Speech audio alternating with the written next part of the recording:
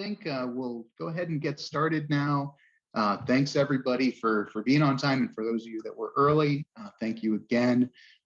Just for intros, and some of you may already know me, I am Joe Kyriakos, and I help to lead the sales and client engagement team here at Subject7. I've been with the company for about 3 years, really from when we were kind of an early stage startup, and have sort of been with the company as we've transitioned to become, one of the leading codeless test automation software companies. Joining me here today is Chris Hayes, and this is really Chris's show. I'm just kind of helping by emceeing a little bit. He is the one with the 20-pound brain, and he's going to be hosting the session today and sharing with you guys a little bit more about what we're doing in the space of codeless automation.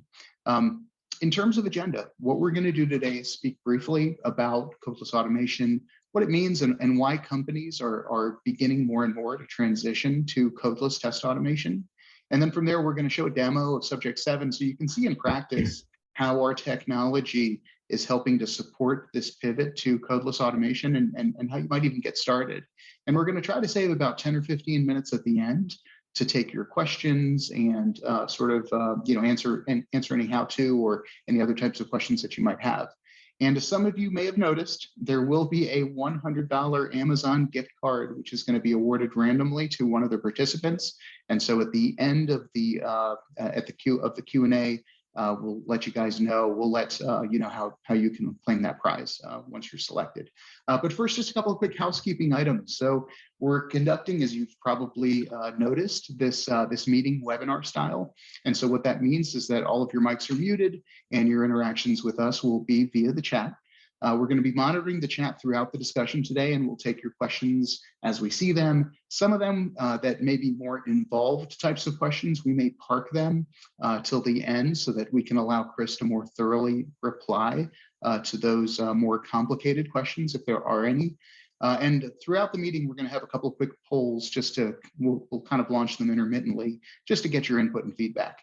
So with all that said, let me go ahead and get us kicked off and started by telling you a little bit about Subject7 and what we've been working on. And then, as I mentioned, from there, I'm going to hand over to Chris to sort of show you in real life and real practice how we're helping our clients to transform and really to simplify their automated testing. So as we get started right here, I'm just going to ask that we just kick off our first poll. And this is going to help Chris just a little bit to kind of frame up the demo. So it's most impactful for the folks that are on the call today. So if we can just go ahead and launch that poll real quick, this will take about 30 or 35 seconds. Not that we've timed this, just to get a sense for whether we have joiners here that are very experienced with test automation, have used open source and coded with various tools for their test automation, whether you've used any other low or no code tools before, and all of that type of stuff, or whether this is really kind of new to you and stuff. So as you see that poll question pop up, if you don't mind just giving a quick answer, that would be perfect. And just as we're doing that, what I'm going to do is I'm going to share my screen and just share with you guys a couple of quick slides just about Subject7. Some of you may already be familiar with what we're working on. For others, this Subject7 may be actually quite new. And so we'll just tell you a tiny little bit about what we're working on at Subject7. Okay. And if we have concluded the poll, I think it looks like it's gone. If you haven't voted yet, just go ahead and quickly finish voting. And so I've just got a couple of quick slides just to kind of frame up the conversation and tell you a little bit about who we are and what we're doing. So as everybody here knows, and we are all interested in testing, right? We wouldn't be on this webinar, on this call, if we didn't care about testing. Most of us are probably a little geekish and maybe even passionate, I would say, about testing. We certainly are here at Subject7. We wear that, we own it, we like it. And it really is kind of our mission and our focus, our reason why, why we're here. And so what we're really focused on is helping clients to test more, test better, test faster, test more completely, and test easier. And there's a lot of risks, and we all know the risks. I'm not going to preach to the choir here today in terms of what happens when you're struggling with your testing, or you have platforms that don't adequately support the way that you might want to test. And so what we've done, and I'm just going to kind of give this a recap in like the fastest possible way, is that we've created a product. You're going to see that product in just about 2 minutes when I hand over to Chris. We've created a product that makes it easy to test a lot of different things. And I'll qualify what I mean by that. And so it is a single platform with a single GUI that allows you to test web applications, desktop applications, thick clients, let's say, native mobile applications. You can use it to do functional testing, end-to-end testing, regression, database, API testing. And as you can see in some of those cool little spheres that we've got, you can even conduct performance and load testing, security testing, and even accessibility testing. And so our whole thing is to have a single platform that supports pretty much every type of testing that you'd want to do, and that makes it easy to test, and that makes scaling your testing easy.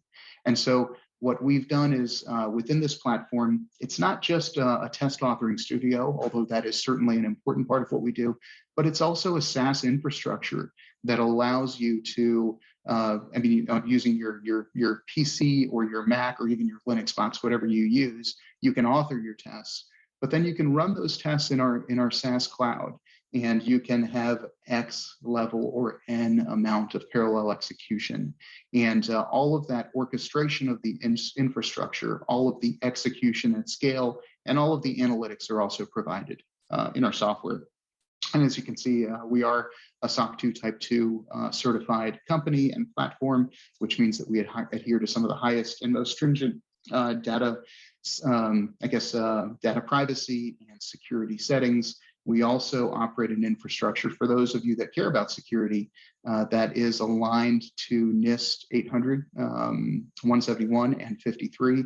That, for those that don't know, that is basically the US government standard for secure unclassified networks. It is what fintechs generally use, healthcare agencies generally use, and what most of our US government clients will use, with the exception of a few that are actually even more secure than that. And so, what we're trying to do here, and you're going to see this as Chris sort of tells you a little bit more about what we're doing in the codeless space and even demonstrates how we're doing it, is bringing together different types of testing, making it more inclusive, allowing more folks to participate and contribute in testing, including those adjacent team members that might have more specialized focus, whether it be security or accessibility or performance. Just to give you a super quick sense for our customers, it's a really varied customer list, and this is just a sampling. We've got an interesting story at Subject7. We got started actually with the U.S. government. It may actually be the toughest market segment to enter, I think in the world, because the security requirements of working with U.S. federal agencies are so stringent, and the scale of the programs are so huge. And I can tell you that in some of our clients, they may have 60, 70, 80 testers. Each of those testers may be building, dozens or hundreds of automated test cases, maybe running those test cases 5 times a day, 10 times a week. I mean, you name it. So like the scale of the operations are huge. And so from the very beginning, we had to solve 2 very tough questions early on. And that was, how do we operate in secure environments, and how do we scale up to massive programs?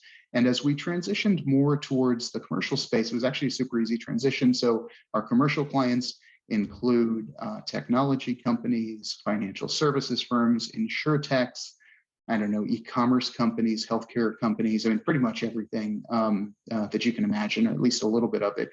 And then over time, we started working with some of the major consulting firms who have built centers of excellence around our software and are offering services or managed services to their own clients.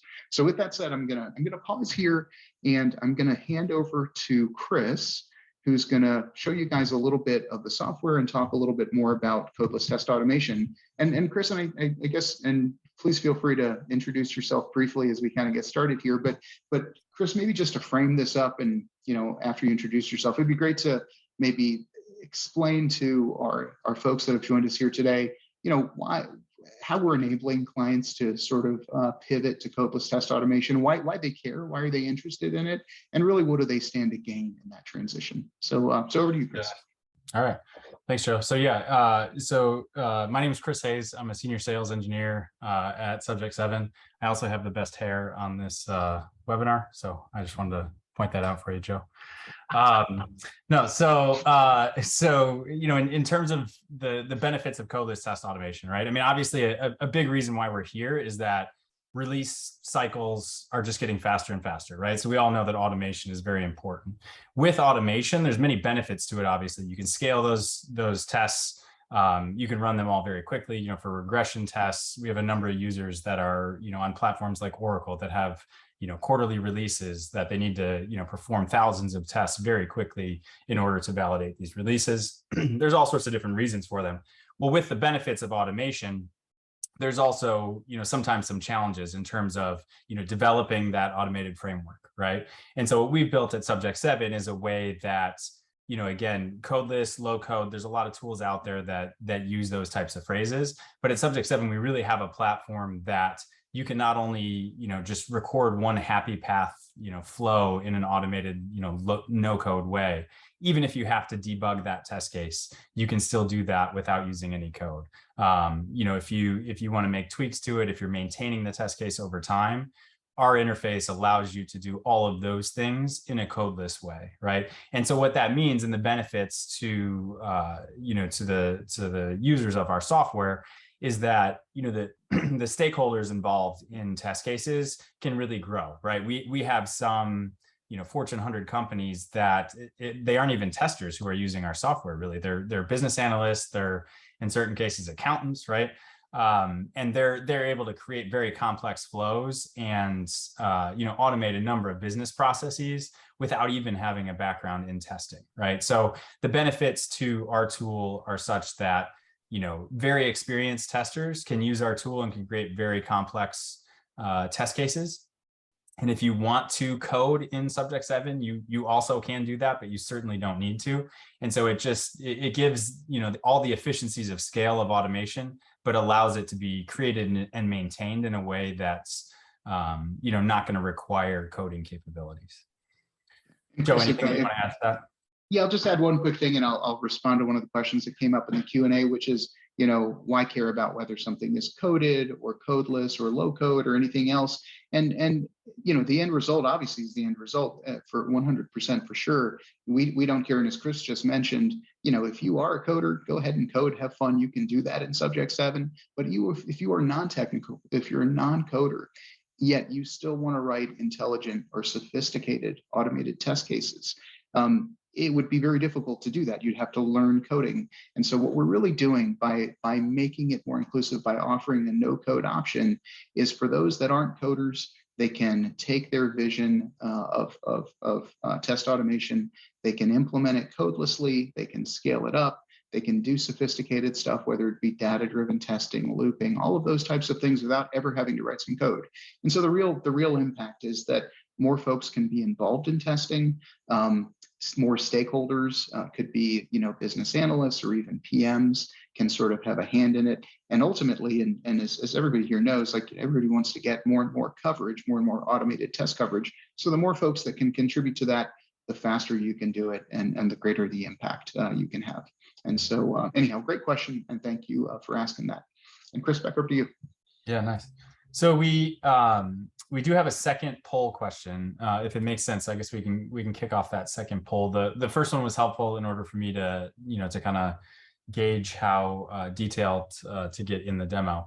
But yeah, go ahead. We'll take just a couple of seconds, I guess, to answer the second question.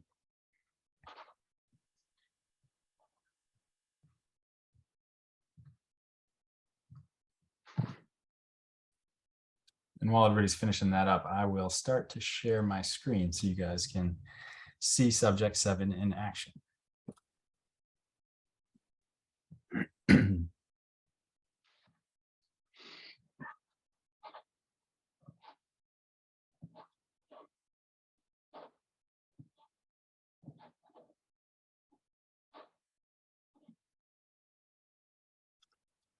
All right, awesome.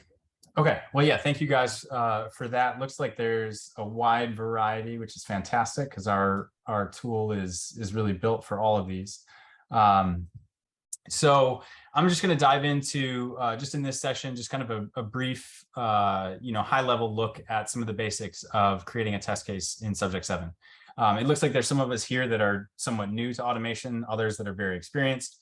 And so obviously want to make this engaging and informative for everybody. So in Subject7, we're at the screen here where we're creating a test case. So Subject7 is a web portal that you can log into.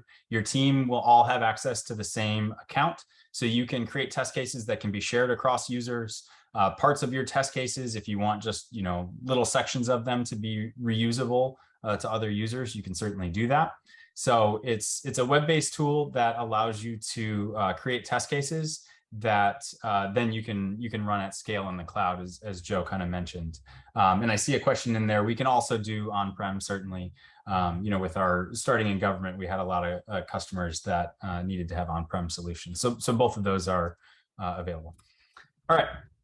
So in Subject7 here, we're gonna create a test case that's gonna create steps down in a row here. So we're at the very first step. What we're going to do is we have just sort of open source e-commerce software that we have a demo, fake kind of store that we use for Subject7 for testing for demos like this. So this URL here, I'm just going to copy this.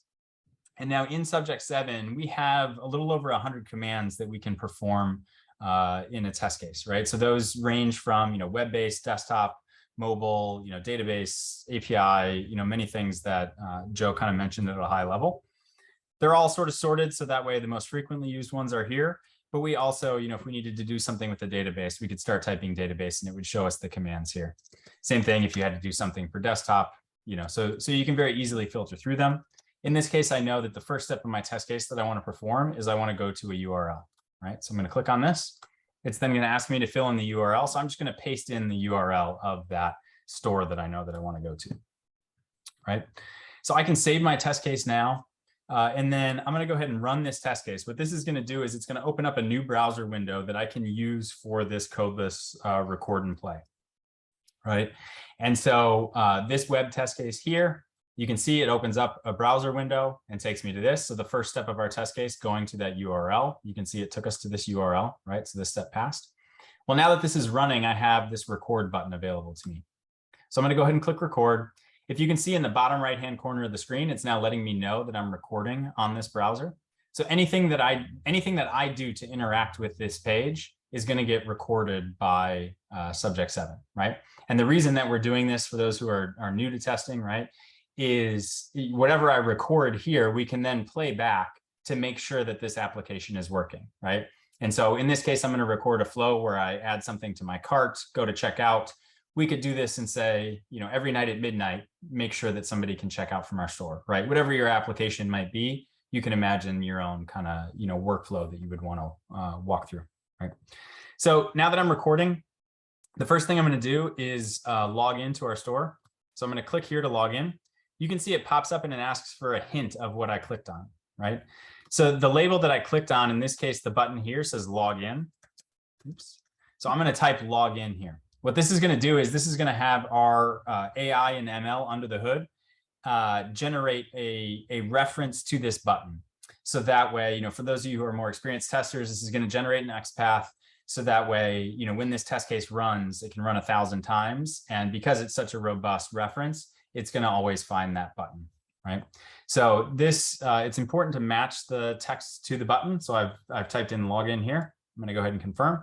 You can see now in Subject7 that it's created a step saying click on login, right? And just one thing to mention, I'm doing this in a split screen right now, just so that way you can kind of see under the hood what's going on in Subject7, but you certainly don't have to. I could make this full screen and just know that this is what Subject7 is doing, but I just like demoing it this way so you can see both. All right, so I am going to enter in just a test user that we have for this store to log in. As soon as I hit tab, now that I'm no longer entering in that user's email, Subject7 notices, aha, you've filled out a field. So what's the hint for this field? So in this case, I'm going to type in email. We want to pick out a static element on the page that we know is going to be there every time, right? What I mean by that is we don't want to say John Law because that wasn't there before I started typing this field, right? So this, whatever I enter here is going to help the automation make a reference to this field to fill that in, right? So that's why I'm picking the static element email, I'm matching it and hitting confirm. So you can see it's going to create a step to fill in that email. Now I need to get my cursor into this input box right here. So I'm going to click here, but I don't actually need to record the click. But you can see that Subject7, notices the click. If I wanted to register it, I could, but I don't need to. I'm going to skip that and just get my cursor into here. All right. So I'll fill out my password. Same thing. I hit tab. It notices. So I'm going to fill out password here. Now, before I hit confirm, it's going to save my password and it's going to show it up here. It's just a demo site. So we're fine doing that. But you'll see I'll obviously be able to encrypt my password. So if anybody has concerns about, security or anything like that. So I'm going to click in here, and then I'm just going to encrypt this password. So now it's encrypted. All right. So now I'm going to click login. Just like I did when I, was clicking that button up there. Click login to confirm this. Go ahead. All right. I'll pick up the pace just a little bit. So again, the idea here for those who are new to testing is that this flow we're going to record once, and then we're going to be able to play it back. So exactly what I'm doing here, we're going to hit play in just a minute, and it's going to rerun this in an automated way. But you can see how easy this is. Again, when we say codeless, it means that you're not having to write lines of code to do this. Whereas, oftentimes with open source tools out there, for automation, it is, strictly a coding exercise to have to do this. All right, so I'm going to click here to add to cart. I'll confirm this. All right, now it pops up this message here in the upper left that says this product has been added to your cart. All I did was with my cursor, I just highlighted that text. The reason that I'm doing that, I'm going to skip this, is it's going to create a step in here that says verify that text exists. Right. So this is kind of a nice way to, if you're doing something and you want to make sure that your users are seeing, a specific, string of text or something like that, all you had to do was just highlight with your cursor, and it automatically creates this step to verify that text exists. All right. I'm going to click here to get to the shopping cart. I'll confirm this. And then just one other thing, just to show, a little bit more of an advanced feature in Subject7. So up until this point, we've kind of clicked on some stuff, filled out some fields. We did verify this text here, but I'll just show very briefly how you can start to create variables in Subject7 and validate data that's showing up. So let's say that I want to get this value here for this SKU that's been added to my cart. I clicked where it says Sam TV here. That's the SKU of this Samsung TV that we're about to buy $35,000 worth of. So up until this point, I've just used the default click. I could also hover codelessly in Subject7 by, if it's a menu item, I could click on it and then say what I really want to do is hover here. But in this case, I want to get the value of this. So for my target label, oops, I'm going to say SKU because again, I want to have a static element here that I know is going to be the same every time I run this test case. So I'm going to confirm this. It's going to create a reference to this and get the value of it. I'm going to name the variable SKU just so that way it's a little bit more descriptive for us. All right. And then here I'll click to checkout to kind of finish our flow. So I click checkout. So this takes us to our checkout screen, right? So now in step 10 here, so we recorded this, I talked through it. You can see that, even though I was talking through, it's still a very quick process. If I was doing this without, not being in a demo, it would maybe be a minute or so to create these test steps. So, a simple flow, but you can see how quickly you can create them. And just to show that you don't have to record all of the steps, you can also insert commands as well. So here I'm going to compare. So I'm going to take the value that I got from this step here, where I got the value from the web, right? And I sort it to a variable that's called SKU. So as soon as I type the @ symbol in Subject7, it pulls up all the variables available to me. So I'm going to say that I want to compare the SKU and make sure that it equals. So we have a bunch of different options here, but in this case, I want to make sure it equals Sam TV, right? So I just, inserted that into my test case. You can see my test case is still happy here. So I'm going to save this. Now I'm going to stop recording the record and play. And then I'll stop here to close the browser. And now I can click to run this test from scratch. So we'll go ahead and run this. And we'll see that exactly the steps that I just recorded are going to get played back to us. So there it entered in my encrypted password, clicked on new products, it added it to the cart, verified the text, got the value, and now it brings us right back to where we want for checkout, right? So for those who are, kind of new to testing, the benefits of this are this test flow that I created now. I could schedule this and say, again, run this every night at midnight, right? That's valuable because then we know that our e-commerce store is up and working. But also, if our developers now go make a change to this application and they're working on some other part of the app, we can have a series of 1,000 test cases that test all of these different things, and we can run them and run all 1,000 test cases very quickly to see, okay, the changes that they made didn't break anything that previously had been working, right? Okay. All right, a couple other things with this that I'd like to show. Within your test case here, right? Steps 2 through 5, let's say, right? I clicked to log in. I then filled in a value with an email.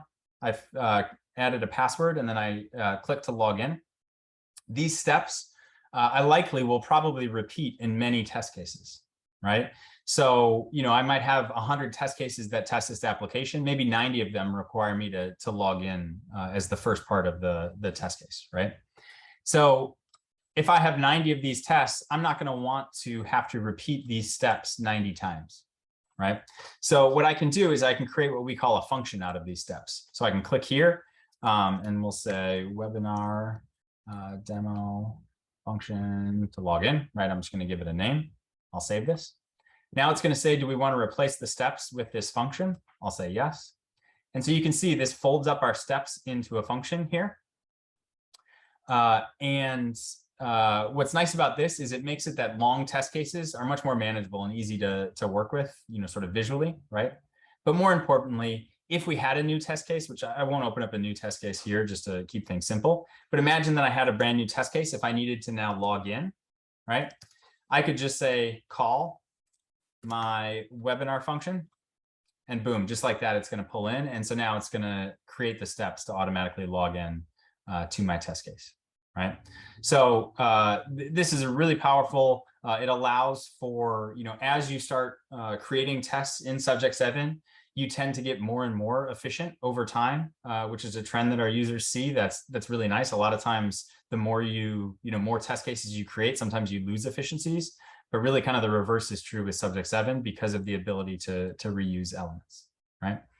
I see a ton of questions coming in, so I definitely want to save time for questions, but just a couple of the things that I want to show very quickly. First, along the same lines of the reusable functions, so for those of you who are more experienced testers and are familiar with XPaths, I do just want to show an example of one of the XPaths that gets generated by Subject7. So even though this is a codeless tool, you can see here this is a very high quality XPath, right? Those of you familiar with it, you're going to look at it and see, oh, nice. It's not, slash bodies, HTML body div, whatever.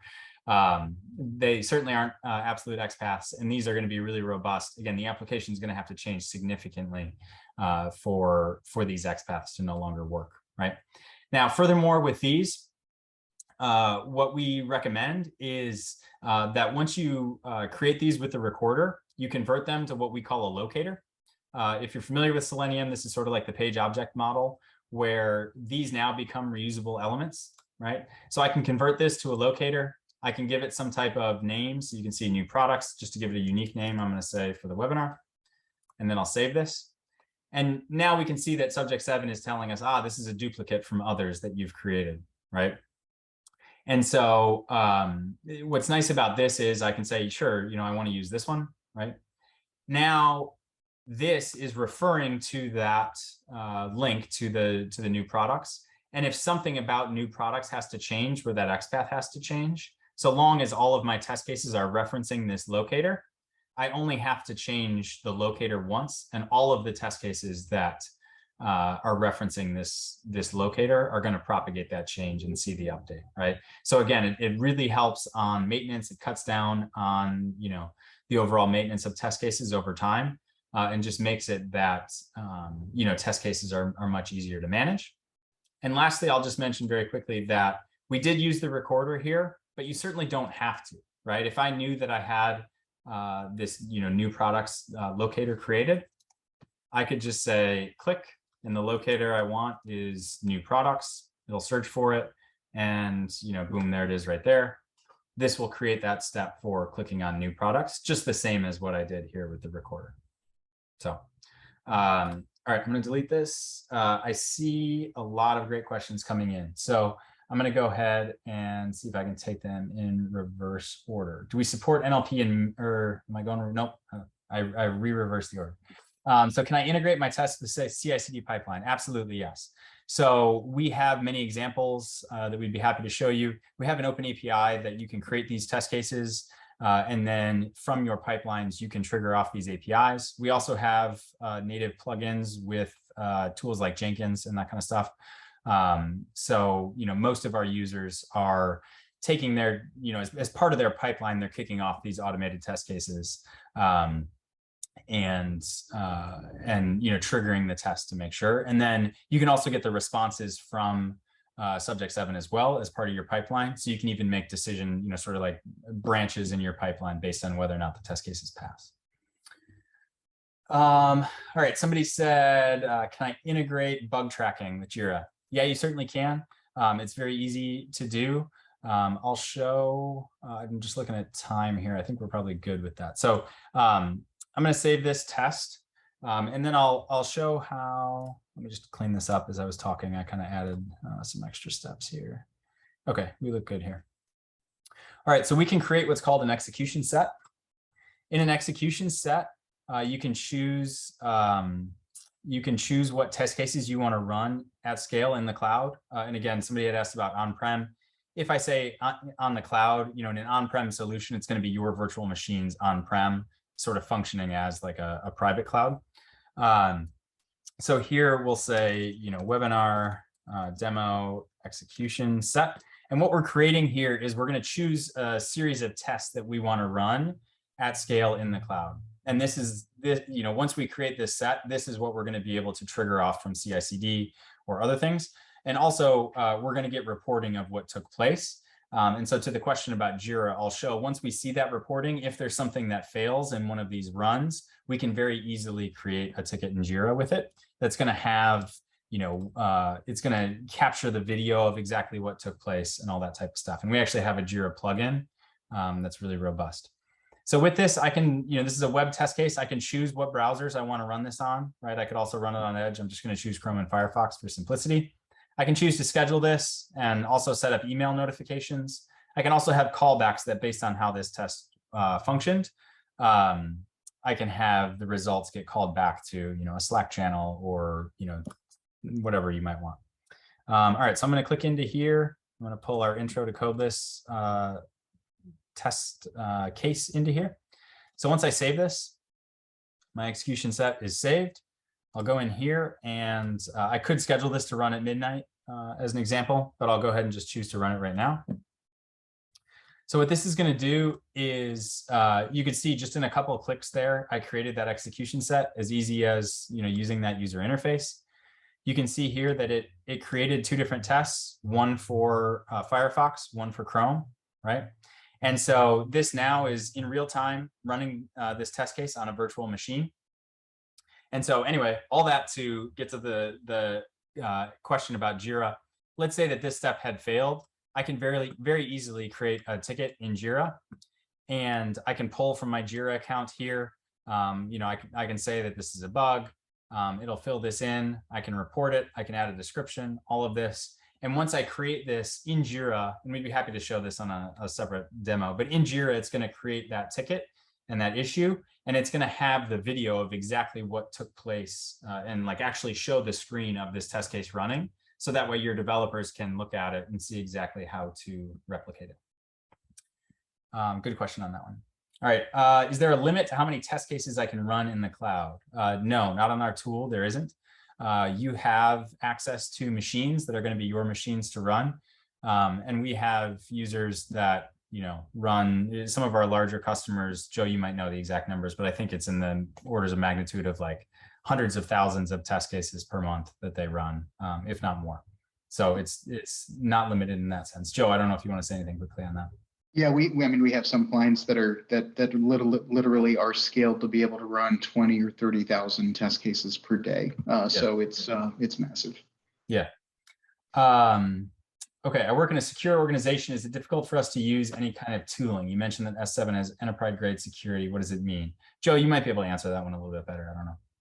Yeah, I guess what I mean, so there are going to be a lot of ways to answer that question, but I'll kind of give the sort of generic answer, and then we can go deeper in a subsequent session. So, the way that we're set up is we can deploy in a number of different ways, and we can deliver our software in a number of different ways. If you're in a secure environment, you're probably going to need an on-prem solution in most cases. That's kind of how it works. And so what we do is we deploy our software, it's Dockerized, it's containerized, and there's a full manifest of all of the components that are in there. We avoid any of the open source components that can be problematic for highly secure organizations. That's really due to our government work. And then for most of our clients, they are scanning our application, some of them on a weekly basis, others on a monthly basis. We do our own pen testing. Clients do pen testing of Subject7 as well. And the whole idea is to identify and quickly remediate any security vulnerabilities that may arise just over the ordinary course of business.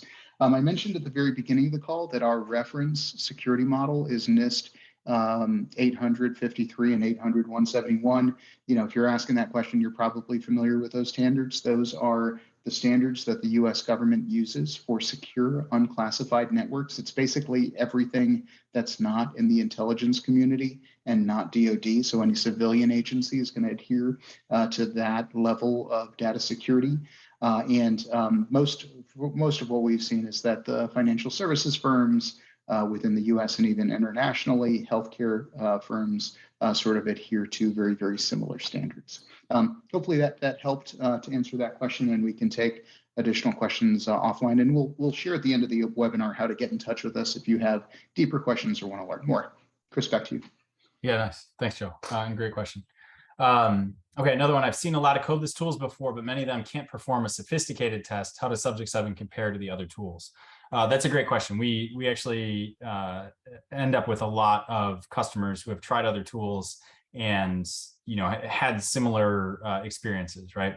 So in Subject7, some of the stuff that we showed briefly, but it goes even deeper than that. But you can see that if there was an error in this test case, right? And I needed to, error in terms of like when I created it, it didn't quite work right, or, maybe I didn't, create a good XPath or whatever it might be. It's very easy to go in and make edits to these, right? And, if I was recording and, here's a prime example. Let's just open this. So I'm going to go back to recording here. Let's say that I recorded this and I forgot. And, in between steps 7 and 8, I was supposed to click on search here, right? I can go and check this box, and now anything that I record is going to automatically get inserted in between steps 8 and 9, right? So I'll just show that quickly. So I'll click and say search is what I wanted to click on here. So previously the recorder was just appending test steps to the bottom of our test case, but now it's actually going to insert them in here. So I'm going to confirm this. You can see that it added this step in here, right? So with our tool, you don't have to record it perfectly the first time. And if you have recorded it well, and then 3 months from now something about the application changes, it's very easy to debug this. You can set breakpoints in it. You can skip steps. You can say run this test case from step 10. And so you can just click here and then click run, and it's going to start. So a lot of the kind of like day-to-day nitty-gritty things that you might not realize in an initial demo, we have those built in and allow you to really maintain and edit test cases codelessly. And it's probably more detailed than the scope of this initial session, but in future sessions we're going to get into database API calls, even desktop testing, that type of stuff.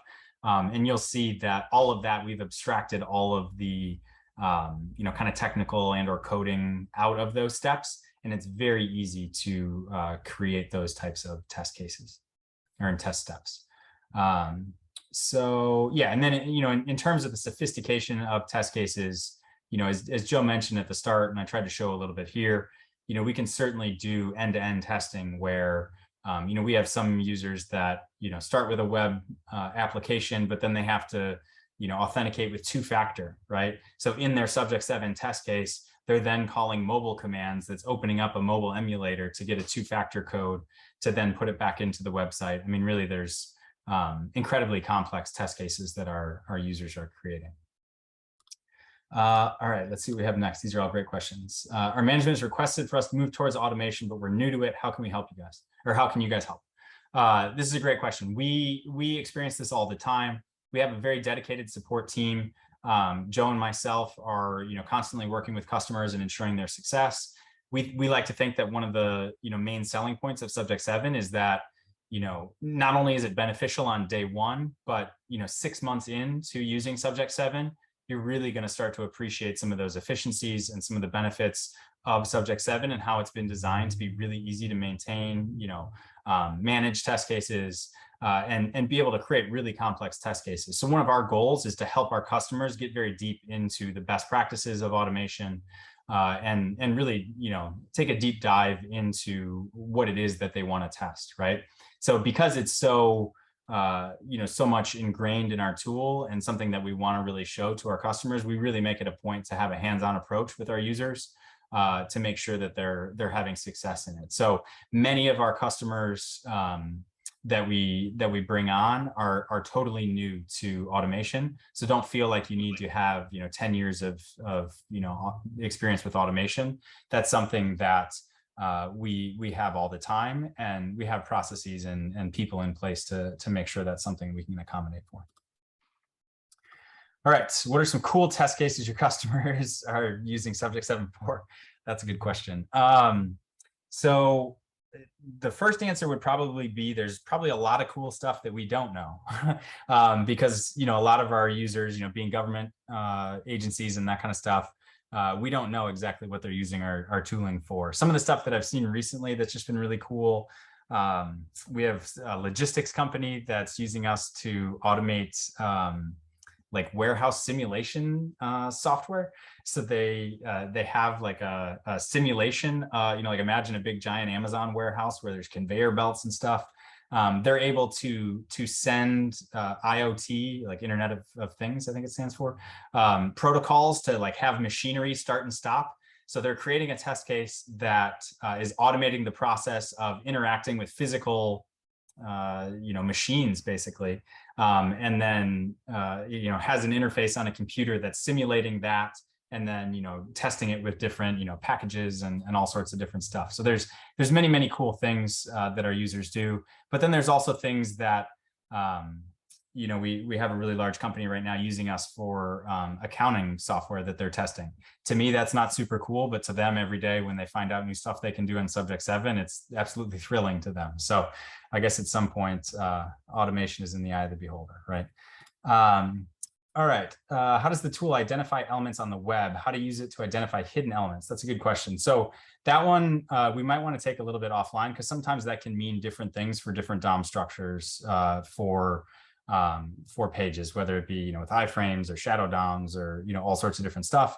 We do have functionality. Everybody's still able to see my screen? Yes. Where we can verify an element, and we can check to see, like we can check if it's disabled, check if it's invisible, all those types of things. So we have many capabilities that can probably do it, but it might depend a little bit. It's a very good question. It might depend a little bit on the specifics of your application. But in general, what our AI and machine learning are doing under the hood is, scanning the site to generate an XPath that's a really high quality XPath. All right, a couple other trial versions available. We don't just have a trial that we just throw at you and say, go ahead, good luck. We're very hands-on with our process of doing what we call a proof of concept, a POC. So we do definitely allow users to test out Subject7 and use it, but we treat that as kind of like a mini project where we do a little short orientation so that way your team can really learn how to use Subject7 in an in-depth way, so that way you have a successful trial. So short answer is yes, but that's something that you would just work through with our team. And unfortunately, you might get stuck with me, but what are you going to do? Do you have self-healing selectors as part of AI ML model? Yes, we certainly do. And our self-healing is right up there with everything else on the market. So that's certainly a strength of ours. What we do like to say, however, though, and this is sort of a fine line to figure out how to say it the appropriate way, is that for us, we feel like an ounce of prevention is worth a pound of cure, right? we've experienced other tools that really promote their self-healing. And a lot of times that's because their test cases fail all of the time. They haven't created good XPaths, so they have to self-heal all the time. Our tool, you're going to create a test case, and 12 months from now, obviously I can't guarantee it because your application could change substantially, right? But barring that, more than likely 12 months from now, your test might have run every single day and never once needed to self-heal, because that's how good our XPaths are. So we certainly do have self-healing. However, it's not something that we go around trumpeting, because we find that our users end up not really needing the self-healing all that often. Hopefully that answers that question. Happy to talk more about it. Do we support NLP and manually entering a command? Our leadership team is going to be so excited that you asked this. We are working on this, and I can't promise any dates or anything, but this is something that is in the pipeline and is very cool. So yes, great question. The short answer is right now, no, we don't have it today, but it's in the works and something that we're very excited about. How does the tool handle synchronization issues? I'm going to answer what I think you're asking there. And in case I don't fully get to the answer, please feel free to reach out. If there, let's say there's asynchronous calls, so you have an AJAX call in the middle of a test flow that maybe, sometimes it takes 1 second, sometimes it takes 10. A lot of times in Selenium and other tools, that's going to fail. Subject7 has, actually, I have this open. We have the ability to verify an element exists, and we can say, make 10 attempts every second, right? So instead of explicitly waiting 10 seconds, this step here is going to check. If it fails, it's going to continue to check for it. So this allows you to very efficiently make sure that asynchronous stuff is getting found on a site. Okay, just a couple quickly before I wrap up for Joe to finish things up. We could demo desktop automation for sure. We can do that in a separate call. Is there a way for outputs to be automatically emailed or attached to SharePoint? Yes, definitely we could. And then can we import test cases from Excel? We don't have a direct import tool from Excel, but we do have many ways to import data from Excel. So again, that's something that we would be happy to show you in a little bit more detail. And then support load. Yes, does it support load testing? Great question. In Subject7, the same test cases that you created just for a regular functional test, the same user interface here, you can pull those test cases in just like we did in the cloud execution, and you can say run this exact same test flow under load. So it's really nice in terms of efficiency and just singular sort of testing base. Your same test cases that you can run for functional, you can run under load as well. All right. Okay, great. Can tests from Subject7 be exported as automation tests? Yes, we do have a way to export in Java Selenium. I think, and so obviously if there's anything else, feel free to reach out to us. Joe, I will bounce it back to you though, so you have 10 minutes to wrap up at the end here. Yep, thank you, Chris. Thanks very much. Appreciate it. And thanks everybody for the great questions. There were a few that we didn't quite get to that we may probably need a little bit more of an in-depth session. What I'm going to do is I'm going to share with you guys some quick information on how you can follow up, maybe get a little bit more information about Subject7, or even just contact us if you just want to go a little bit, like, peel the onion back a little bit further. In terms of making contact, let me just share my screen for a quick second over here. And I'll let you guys screenshot this. So this is our contact cards for both me and Chris. You can feel free to reach out to either of us, either via email, via phone call, if you prefer. We'd be more than happy to get in contact with you. There's we look at test automation as sort of not a singular thing. It is a journey. We see a lot of our customers that may want to get started with doing some fairly straightforward and simple stuff. But as time goes on, and for those of you guys that are on the call that have been involved in this for a while, the test automation is never static. It is continuously getting more sophisticated, more complicated. Your applications are changing and all that kind of stuff. And so what we really try to do, and Chris alluded to this, is We want to make it easy for you to figure out if Subject7 is a good fit, right? And our way of doing that is to really partner with you, understand what your immediate goals are from an automation perspective, where you may be heading long term. And what we want to do is work with you to build a POC or a pilot that allows you to sort of gain the experience and really to validate that Subject7 is going to be a good fit for you and for your organization. And so we'd invite you to make contact with us if you want to hear more. There's a lot of different ways that we can help you to get started, and we'd love to entertain that. A couple of quick things that I'll share. Firstly, we appreciate everybody who's been on this call investing an hour of your time into learning a little bit more about Subject7. We hope it was insightful. We can literally demo Subject7 for 10 hours straight. And so this was 30 minutes of highly efficient demo. Thank you, Chris, just to give you a little bit of a flavor for what Subject7 does, but there is so much more that we can show. And as we mentioned at the beginning of this call, this is the first of kind of a 4-part series that we're doing on accelerating test automation. Obviously, this one is kind of an intro to Codeless, or pivoting to Codeless. We have another session that's coming up November 16th at the same time. And in that session, we're going to be exploring more advanced concepts in Codeless test automation. We'll be talking about data-driven testing, using API calls, linking to databases as part of your test cases, doing end-to-end tests, even loops, and even doing some conditional statements in your test loads. So if you're like us and you geek out about testing like we do, that'll be one that you probably won't want to miss. So be on the lookout for an invite for that one, same way that you received this one, and you'll just be able to sign up. One quick thing to mention is that someone from this meeting has already been selected randomly to receive an Amazon gift card. And so what we're doing is, for everybody's privacy, that person is going to be contacted via email separately after this session, and that email will inform you on how you can claim your prize. So please be on the lookout for an email from Subject7. It's going to come a little bit later on today. If you see that email, it's probably an invitation to claim your prize. We want to say thank you for joining us. We hope that you'll put that gift card to good use for your family, your friends, for yourself, particularly with the holidays coming up. Lastly, I just want to say, thank you all for joining us today. We appreciate being your partner or being a partner in your test automation journey. We look forward to supporting you. If we can ever be a resource to help you to improve your testing, please don't hesitate to contact us. We love this stuff. It's really kind of our reason for being. So in the meantime, we like to say happy automating over here at Subject7. That's kind of our tagline. And yes, we are geeks and we love it.